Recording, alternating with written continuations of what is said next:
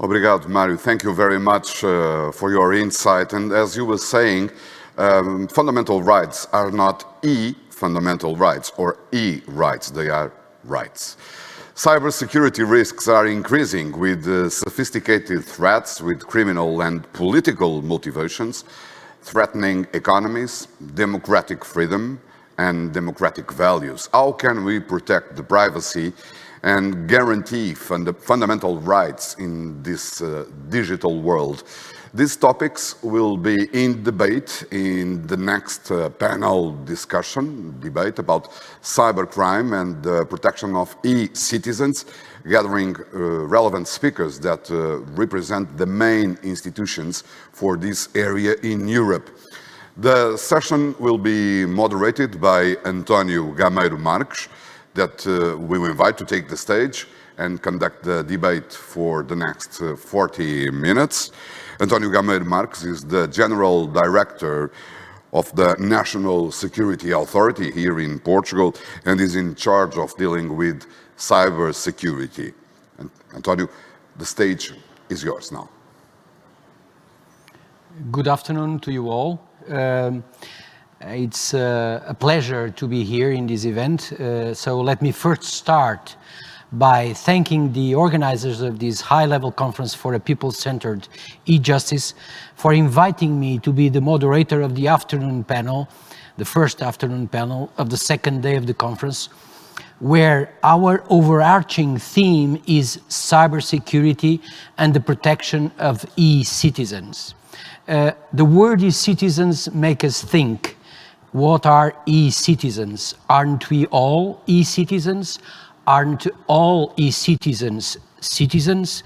So let me give a warm welcome to the members of the panel, Ms. Catherine de Bolle, Executive Director of Europol, Mr. Juhan Lepassaar, Executive Director of the EU Agency for Cybersecurity, ENISA, Mr. Jakub Boratyński, Head of Unit Cybersecurity and Digital Privacy Policy, DG CNECT, and Mr. Pedro Verdelho, Head of Cybercrime Cabinet Prosecutor, General's Officer in Portugal.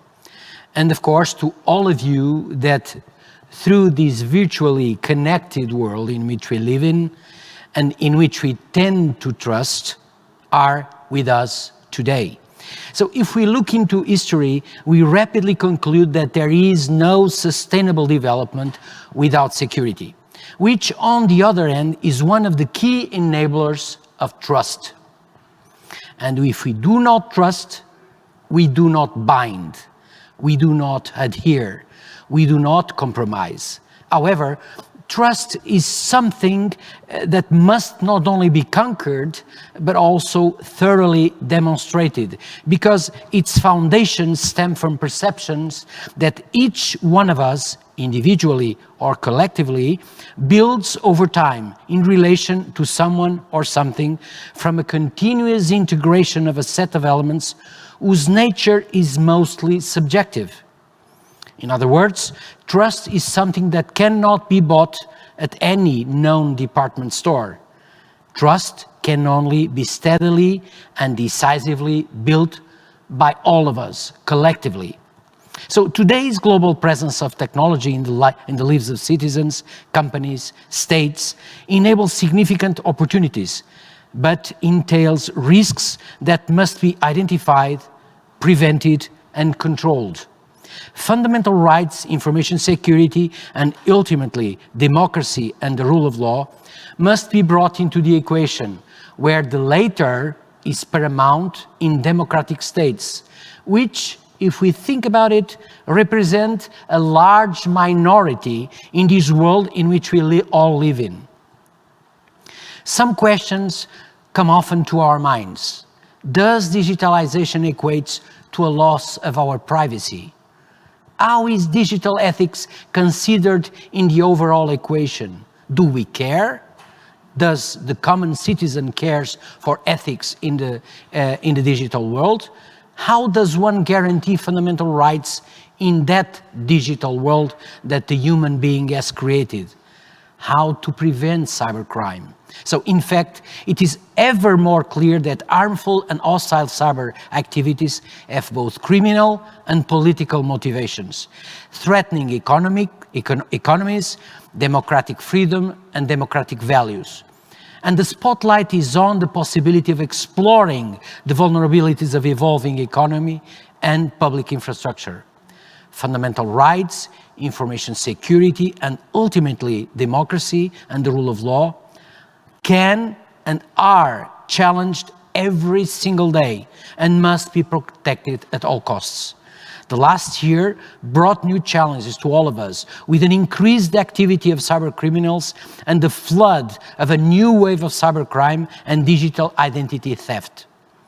Cybercrime policies in general and criminal justice action in cyberspace are therefore crucial pillars for ensuring security in cyberspace. How can we all work together to ensure that we, as a whole, are prepared for increasingly sophisticated attacks? How should Europe reinforce the system with digital first as a strategic purpose? To share with all of us their views on these subject matters, let me now turn to our panel, starting by asking the following question to Ms. Catherine de Bolle, Executive Director of Europol. Catherine, numbers have shown that nowadays 80% of crimes have a digital component. The European Commission proposed to revisit the guidance on data retention and recommended ways forward for law enforcement authorities to gain access to encrypted information. Do you perceive the need to access more data to prevent cybercrime? I'll turn over to you.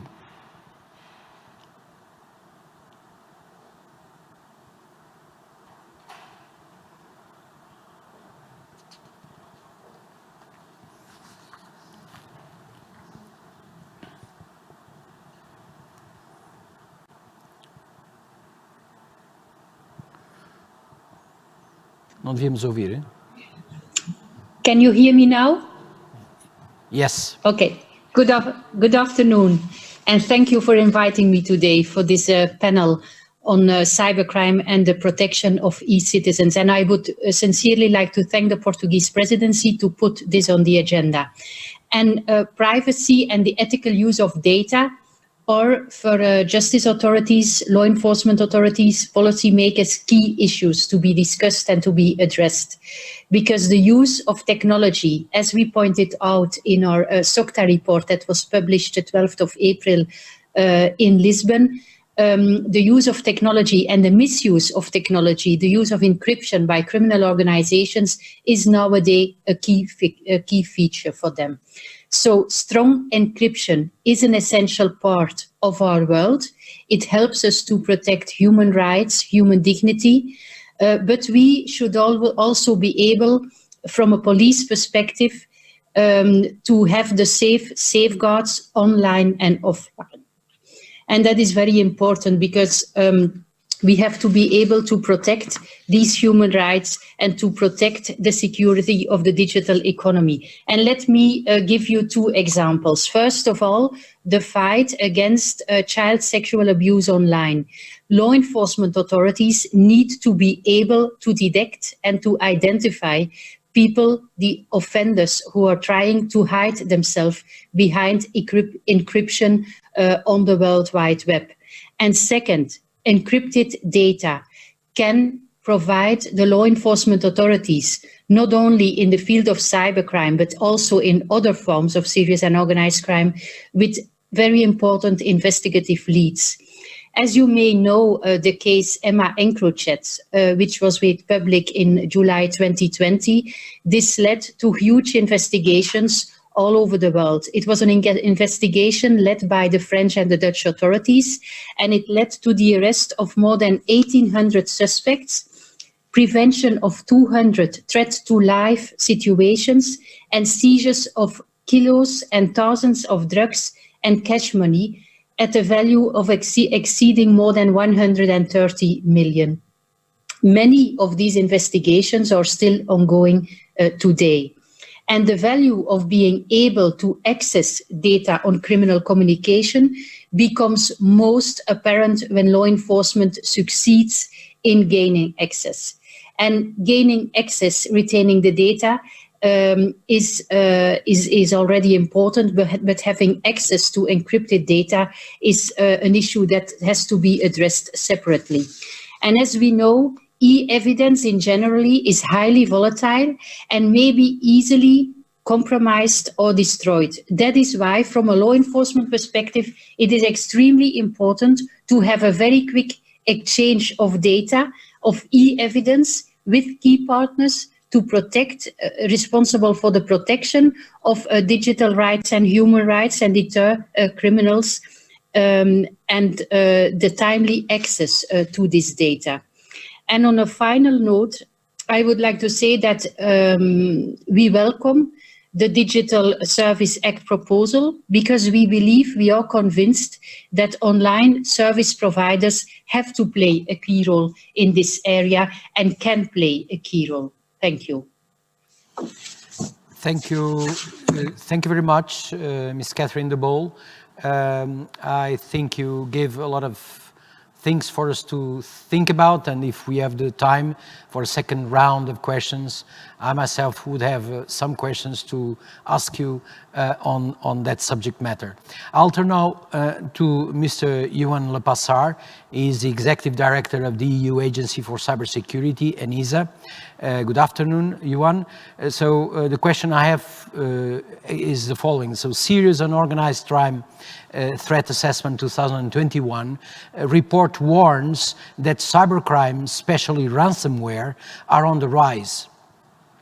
Critical infrastructures are on the targets, and one of the targets, and the risk increase with use of your artificial intelligence and IoT. And quite sincerely, I think we in the community of cybersecurity has mainly put our attention over IT rather than over OT. And our OT systems are the ones that control the entities that provide society with services, what the NIS directive calls the essential services. So my question to you is, what is ENISA contribution to these specific areas? So I'll turn over to you. Thank you very much for asking these very important questions, and also for inviting me to represent the agency in this conference, and for putting this item as a discussion object into this conference. So regarding the specific questions, I would like to answer them through the prism of 3 dimensions. And I think we need to look at the organizational measures and the framework that we have built in order to create a common understanding of the threats that stem from these new developments. Also, the organization and the framework of the toolboxes that we have built in Europe in order to see how we respond to these threats. And then finally, we should look at the human factor of it. So if we look at the first part, where ENISA has contributed, is that last year we came out with the AI dedicated threat landscape, which we built together with the member states and the experts, which we convened in our ad hoc expert group on AI. And I'm very happy to see that this has become a kind of a reference document. So the Commission, when it came out with the proposal last week on the AI, and also the plan referred to these baseline documents. And I think it's important that we retain a common understanding of what are the threats when it comes to AI. And of course, when it comes to toolbox, it's not something that we can draw out theoretically. I think we need to build on the measures that we already have. The NIS directive, which looks at the critical sectors and the essential service providers, provides quite a good framework that can be used. Of course, this framework needs to be developed further. It's not something that is static over time. But now, from the point of view of the law enforcement community and justice community, I think there is one tool that is missing. And that is essential to build a more trustworthy and more secure digital space. And this is the common European digital identity. Director General Campolargo actually mentioned this, but I would like to put that on the table again. And I think from the cybersecurity perspective, you might question, why this is important. But when we look at the majority of attacks, how are the perpetrators implementing these? They mostly rely on the vagueness of their identity. We don't have the means to authenticate the service providers. We don't have the means to say whether this email came from the person that alleges it came from, whether the person in the video is actually the person in the video. And these things are important in digital space, because if we don't create trust there, we keep it open for the cyber criminals to pursue the different means of attacks, whether it's via phishing attacks or any other form. And this is something that I believe that the European law enforcement and justice community should be at the forefront of. They should really demand that we build this common European digital identity, because it is the baseline for building a trusted and cyber-secure digital space in Europe. Now, the other part of it, of course, is the users, and sometimes I hear that we should make more efforts in educating, raising the awareness of the users, in the hope that finally they also behave differently in a more cyber-secure manner. I think, though, the awareness and cyber awareness of the general public is very, very important, that the focus of us, the community at the EU level, should be more on the service providers. I think the onus of behaving in a cyber-secure manner is on the people who provide the services, who administer the critical services towards the customers, not on the customers. It's not the customers who are liable in making sure that they buy or procure digitally secure services. It should be the service providers. It should be the people who provide the essential services, the critical services. It should be the administrators of these services who have to make sure that they behave in a cyber-secure fashion, and that in their interactions with the customers or citizens, that they are transparent, that they authenticate themselves, that we know who they are.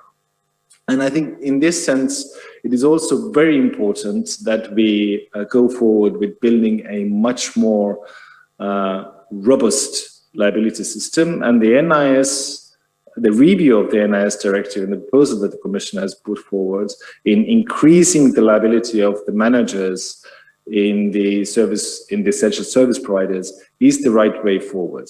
And I really want to applaud the Commission, and I know that Mr. Boratyński has been personally involved in this proposal for putting this as a proposal on the table. Because from the point of creating more trust, from the point of view of understanding who is responsible of maintaining this trust, and I think that's an essential question when we discuss it from the law enforcement, the justice community point of view. This is an important step.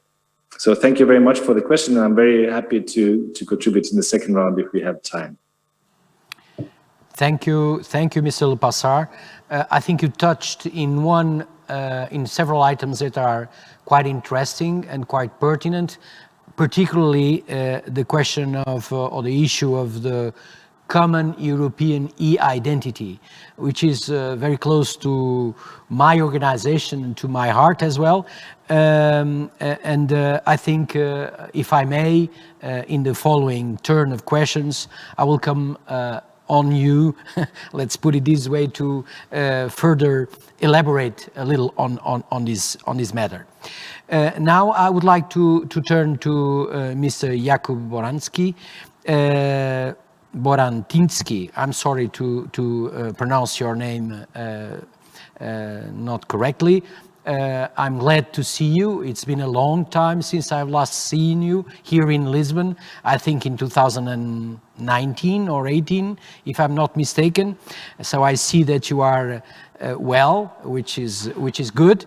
So my question to you is, the new EU cybersecurity strategy that was first published in December, the 16th of December 2020, aims to develop collective resilience against cyber threats, whilst ensuring that all citizens and businesses can fully benefit from trustworthy and reliable services in the digital tools. What is the focus of this strategy in the justice area, according to your point of view? Turn over to you, Jakub. Thanks a lot, Director General. I mean, it's really a great pleasure to see you again. And I must say that our conversation did play a role in, I would say, giving a reassurance to the Commission that actually member states, at least some member states, are actually ready for the ambitious reform of the NIS 2. Now, I think the strategy is indeed a multifaceted, let's say, vehicle, which we are indeed trying to let's say make sure that the whole orchestra of different policy instruments does contribute to Europe that is much better prepared to face challenges of coming from the cyberspace. I think that of course. I wouldn't like to really perhaps talk too much about the justice dimension, because this is not, let's say, my day-to-day effort, but I would happily point to also some elements which I truly find fundamental for the change. I mean, speaking about the justice part, I think we have a quite important business to finish. We have, this ongoing process related to the proposal for e-evidence, which I think is basically a reflection of our common realization that you cannot successfully fight crimes, you cannot successfully protect citizens if you do not change, let's say, the criminal procedure rules to the digital era, where indeed evidence is increasingly digital evidence. And in that context, we actually just had a meeting on the ongoing implementation of the strategy, and there are also, for example, some good news about the protocol to Budapest Convention, about basically the agreement between the parties, which will soon be sort of ratified politically, which again puts us, I think, on a good basis also, let's say, internationally. So I think the strategy can be also seen as a reflection of the moment where I would say this first element of cybersecurity policy you could see from a perspective where fairly modest, very gradual. I think there was an understanding that that regulating in this area requires a great degree of caution, not to throw the baby with the bathwater. We don't want, of course, to thwart the innovation efforts. But I think overall the experience of NIS1, including its also the deficiencies, was overall positive. That I think it gave important tools to the authorities. I mean, it was really a catalyst for setting up national capabilities across Europe, and also was really boost the understanding that issues of cybersecurity risk management is a serious matter. It's a serious matter that requires compliance. Of course, in the new NIS2, we take it further with these ideas such as the responsibility of top management. But perhaps one area where I want to focus on is this notion, and that also refers to what Juhan was saying, that we cannot, let's say, put the burden on the consumer, on the user. And I think the strategy makes a very, very important announcement about preparatory work on how we can actually put generally rules in the internal market concerning cybersecurity of products, including software. Among many different actions of the strategy, I think this is something that I see is I mean, very, very indeed crucial, important, and we are now, I think, in the process of quite in-depth discussions with member states, with the industry. We are gathering evidence. The ultimate goal is that basically the ICT products, connected products that are put in the market, they should conform to basic principles of cybersecurity. So this is in a way the idea how this noble idea of security by design really legally mandated and make sure that we do not have this completely unprotected, for example, routers, that people use at home to connect to internet, which are potentially vectors of very harmful attacks. So I think the responsibilizing vendors and manufacturers according to, let's say, classic rules of internal market, I see this is one of very, very important ways forward. And perhaps one more thing that I would like to in that context to mention, given, of course, the presence also of respective heads of Europol and ENISA, is that in cybersecurity, we really need to work together across the silos, across different communities. That was the idea already present in the first cybersecurity strategy adopted in 2013.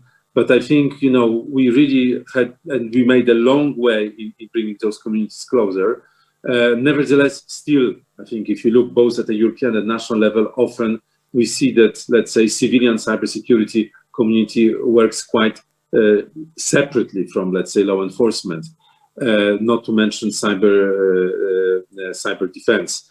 And I think this is something that we see we can make some progress, while, of course, respecting all the legal limitations. And this is the project of the Joint Cyber Unit. Joint Cyber Unit that that was part of the mission of new Commission President at the time, Ursula von der Leyen. But you have also seen it, as one of the announcements in the strategy. And it is actually now that we are finalizing our work on the, let's say, presentation by the Commission of this specific steps we want to take with member states in building this joint project. And again, I think in that context, we are very happy that, and this is a paradoxical advantage of COVID, that we quite easily were able to basically have very good discussions and consultations bilateral with all member states, including, of course, presidency, on how this initiative is going to look like. So with this, I would like perhaps to then give the floor back to you, and looking forward to continuation of our discussion. Thank you very much, Jakub. You mentioned three things that I think are quite fundamentals. One of the things is the certification process that is developing in EU, and quite honestly, in this country, we think that this is a differentiator mechanism, a positive differentiator mechanism that will ensure trust, which is a word that we've been repeating a lot in this panel, that will ensure trust in our citizens, such that a common citizen can go and buy an artifact or a piece of software or even a process and can perceive how resilient that thing is as far as cyber security is concerned. And I think this is a very ambitious but a very trustworthy path that the EU is pursuing, and in this country we are following very closely what the European Union is doing. The second part you mentioned is that aspect that is very often not spoken, which is the cybersecurity all of society approach, which is almost a dogma here in this country, in Portugal. Because that's the way we approach cybersecurity, in fact, in 6 domains: society, risks and conflicts, innovation and technology, ethics and law, economy, and public policy. And the last thing you mentioned, which is a little bit of concern as far as I'm concerned, which is the joint cyber unit, not in itself, but when we look at the other initiatives like Cyclone and other things that are going on, and my honest concern is that we, instead of concentrating our resources in something and pursuing that something, we are kind of spreading our resources across the board, and that may yield a little less efficient on the overall. But we may come into that in the second turn of our conversation. I will turn over now to my good friend Pedro Verdelho. He's head of Cybercrime Cabinet Prosecutors General's Officer in Portugal. So, Pedro, I would like to ask you the following question. The regulation of the Portuguese cyberspace security legal regime that stems from the implementation of the NIS directive in the legal framework of this country is now under public consultation, defining obligations related to cybersecurity certification, security requirements of networks and information systems, and the incident notification applied to public administration, critical infrastructure operators, operators of essential service, and digital service providers. So the public consultation will end on the 3rd of May. So my question to you is, what do you expect from this new framework? Turn over to you, Pedro. Thank you very much, António, and thanks also for the presidency for inviting me. This is, if this were a football match, this would be a kind of galactic panel. I mean, the Europol, ENISA, and the European Commission. I feel proud to join this panel. Thank you very much for inviting me this.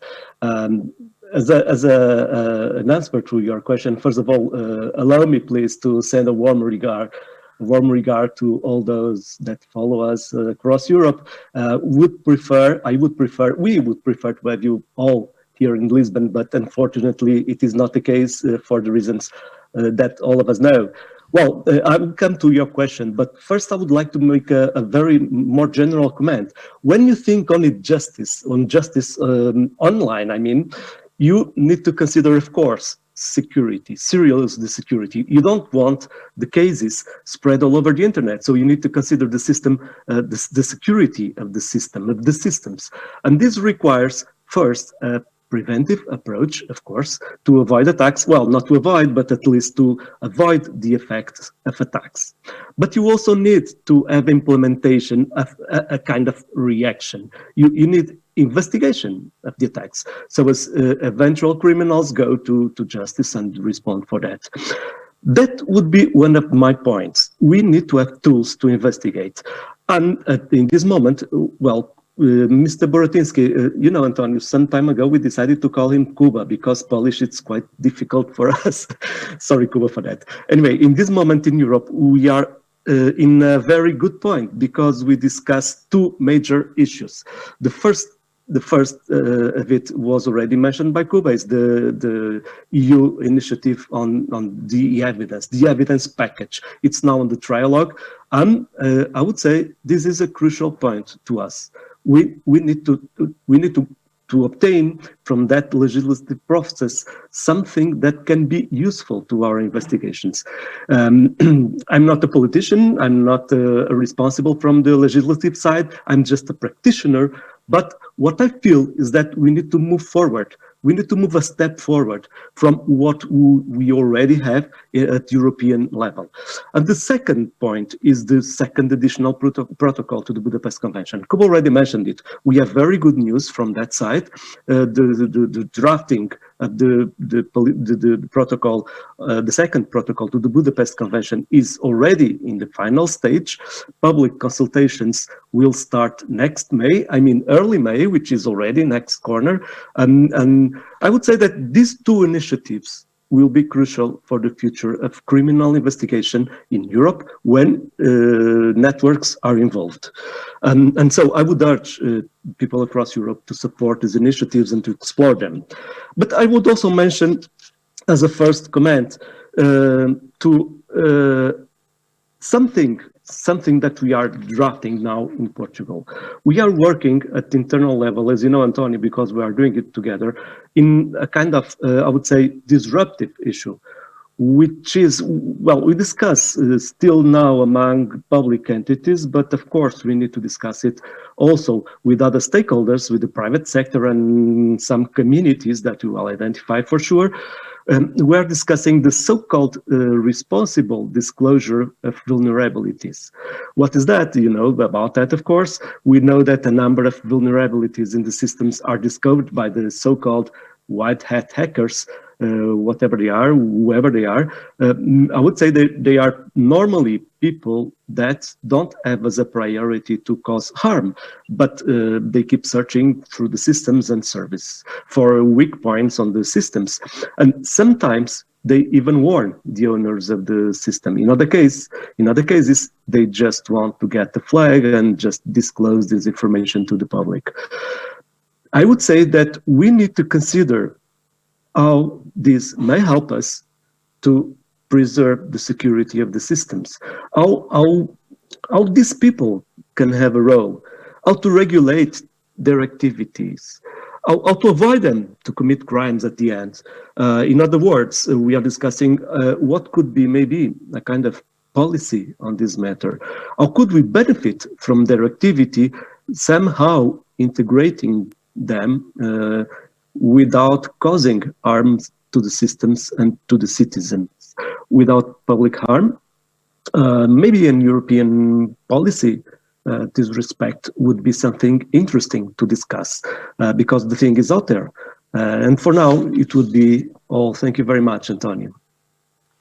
Thank you very much, Pedro, for bringing that idea, that responsible disclosure to the conversation, which is something that, in fact, both of our organizations have been working on for quite a number of months, and we are pursuing. If I may, I would like to go into the second round of questions, because we still have 20 minutes.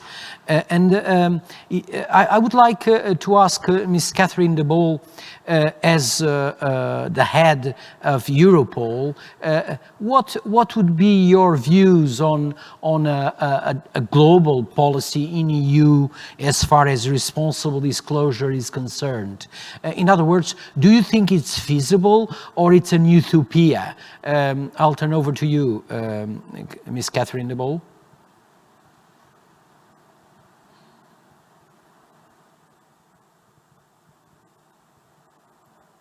Catherine, are you hearing me?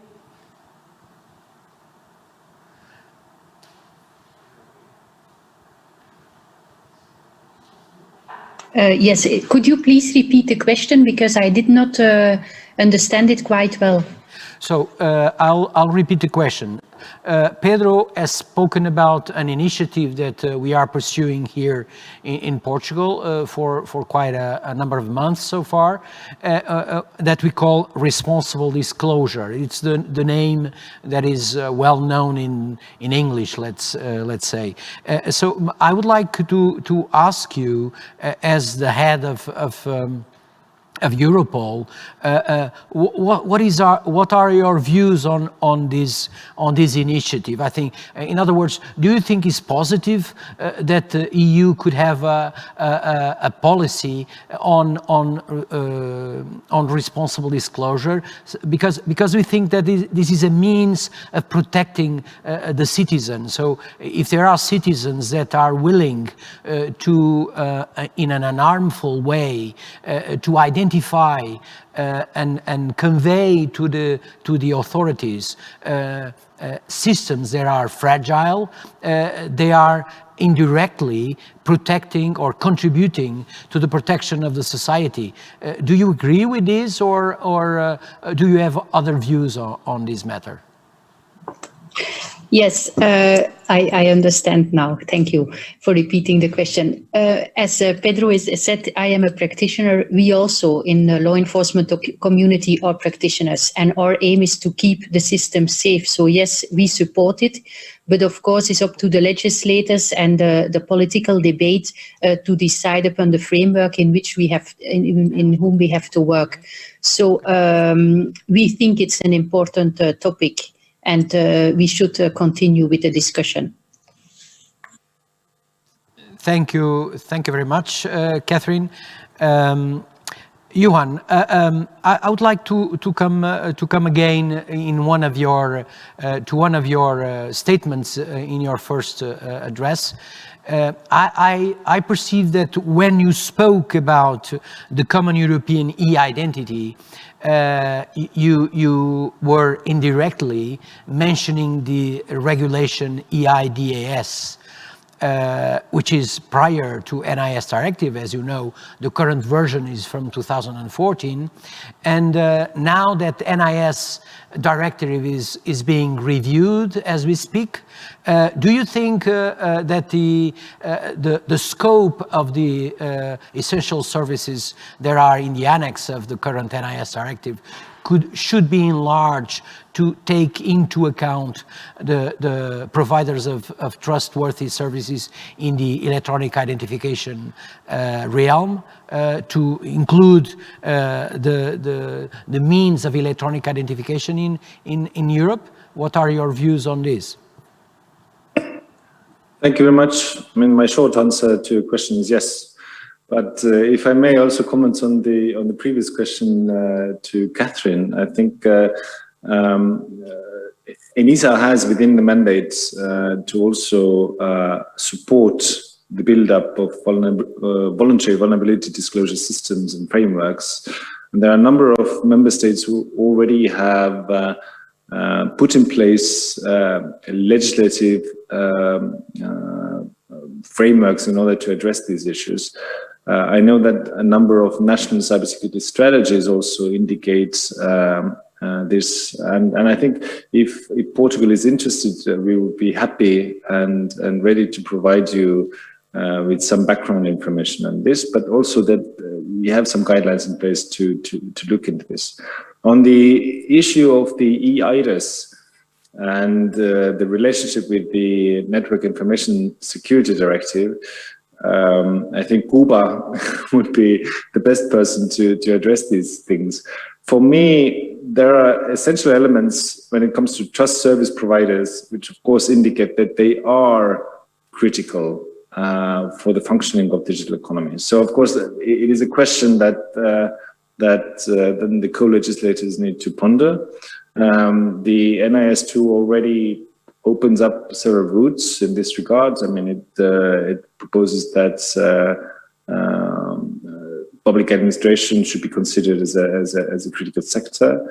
For me, what is the most important part is that the eIDAS directive, it's a regulation, sorry, it provides a framework how the different national digital identities can be federated. But it does not provide for the private sector to, or it does not oblige the private sector to actually take account on this. The private sector does not need to, let's say, shift itself in order to recognize the public digital identities. And isn't that an interesting situation? Because when we go to the bank and we present our passport, then the bank teller, of course, needs to recognize that this passport represents a document, an authentic document through which I can identify myself. But if I go to my digital bank and I try to then present my digital national identity, then it really depends on the financial service provider whether they recognize this or not. Though the concept is the same. And suddenly, so in the digital world, we have given the private sector service providers an opportunity to say yes or no to national digital identities. I think it should give us a pause to think, because this kind of, let's say, flexibility also gives an opportunity to some of the more criminal actors to misuse this situation. So I think that there is a number of aspects there, and I'm not the one who should provide all the answers.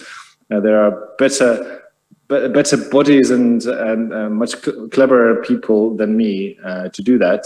But I think I can point to these discrepancies or these questions that need to be answered at a certain stage. And what I see that the NIS directive provides is a framework.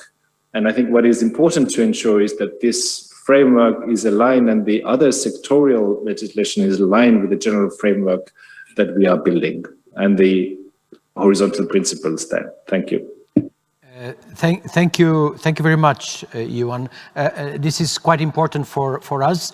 My organization also is the supervisory entity in Portugal for the eIDAS regulation. So I often am talking to both places of the house, the Cybersecurity Center, where Lino, that you know, is the coordinator, and the other part of the house. And we very often see that there are connectors, or I should put it, there are missing connectors that should be placed in place, because I see a gap. We see a gap. The public sector in this country uses extensively electronic identification mechanisms, and the private sector does not use it thoroughly and as much as we citizens would like. And I think we as a whole should do something about it, So I have a very few minutes. I would like still to ask a quick question to Jakub, mainly the comment on Juhan's comments on eIDAS, if I could, and if you could elaborate a little bit on the certification mechanism that EU through the Commission is pursuing. Jakub? We are not hearing you. Thanks a lot for giving me the floor. And indeed, as Pedro said, I mostly go by Kuba and Jakub, but both are fine. Now, specifically on eIDAS, António, what you described in Portugal, actually, I mean, this is in a way, there was partially a trigger for us to consider inclusion of security measures for trust service providers into the scope of NIS, because ultimately, you know, trust service providers are and would be even more essential elements of the digital ecosystem. And given the nature of cyber threats, you know, it makes a lot of sense that, you know, information flows well among, you know, different types of sectors, and that authorities cooperate very closely. Of course, in case of Portugal, which is also the case in several other member states, it is actually the same authorities in charge of supervision. But even if it's not today, nothing prevents for continuation of this. However, there would be much closer cooperation. That was the case so far, notably because of the legal provisions that we include. So we want clearly to ensure in that respect, you know, also a full alignment with the proposal, new proposal on eIDAS, which is under preparation by the Commission. And I think we are quite confident that it could work well. I mean, and this is also a decision we have taken in relation to the telecom sector, which again, historically has been regulated separately. But again, it makes a lot of sense that when it comes to cybersecurity, we have indeed one very strong horizontal regulation in Europe. If there would be a need to provide some sector-specific rules in terms of security, that would be still possible, but we can do it in a much more flexible manner, because we could be in the future having a specific implementing regulation under NIS2. And again, thanks a lot for bringing certification. Now, I was mostly focusing on the plans for future horizontal regulation on cybersecurity requirements, but those two initiatives are obviously very closely interconnected, you know. As a first step, back in 2019, We have reached an agreement on Cybersecurity Act, which provides for a framework for voluntary certification. But it is indeed through other legal acts that we can create a situation when in some instances certificate will become mandatory. And this is also a possibility we create under the NIS directive. Why? I mean, again, it is, well, you mentioned that quite a lot before. I mean, it is ultimately about increasing trust of users, of citizens in the products that they use. And certification, not always, but in certain instances, can be very helpful in that context. At this stage, it takes obviously time. So at this stage, we are most advanced with the first scheme on common criteria, where ENISA has completed its work on the candidate scheme, for which we are very grateful. And we are basically now at the drawing board preparing, the legal act which would make this first European cybersecurity scheme, let's say, a reality. And we hope, to make a quick progress. And then we have two other schemes in the pipeline. The one addressing the need of cloud services, which I would say is really absolutely fundamental given the role cloud services play for businesses at large. I mean, we sometimes, have been using the analogy that this is, in a way, like provision of electricity, of basic infrastructure. This is what cloud became today. And given how much, data we also store in cloud, how much is therefore at stake for citizens, for businesses. We are talking about personal data, but we are talking about sensitive commercial data. Cloud must be safe, if that transition is going to continue successfully. And finally, the last scheme under preparation is on 5G security, which again is the reflection of a top priority for EU as a whole, to have the next generation of mobile networks truly safe. Of course, certification is just one of the measures. So I think what remains crucial is that indeed member states will complete implementation of the main measures, strategic measures that the toolbox has provided for. So thanks a lot again for having the chance to be here. Thank you, Jakub. It's all the time we have for. So let me finish by thanking Catherine, Juhan, Jakub, and Pedro for sharing your ideas with all of us. And thank you also for the good work you are doing on behalf of the EU in all your organizations. And above all, thank you to all the EU citizens that have been listening to us through the virtual connected world in which we trust, and we are working every day to be more trustworthy to our digital lives. Thank you very much, and all the best. Thank you very much. Bye-bye. Thank you. Bye-bye. António, Gameiro, Marques, thank you for being the moderator of this session. We are also taking advantage here of the technology to connect more than 80 speakers from 11 countries, and 2,000 participants registered for the conference in this online platform.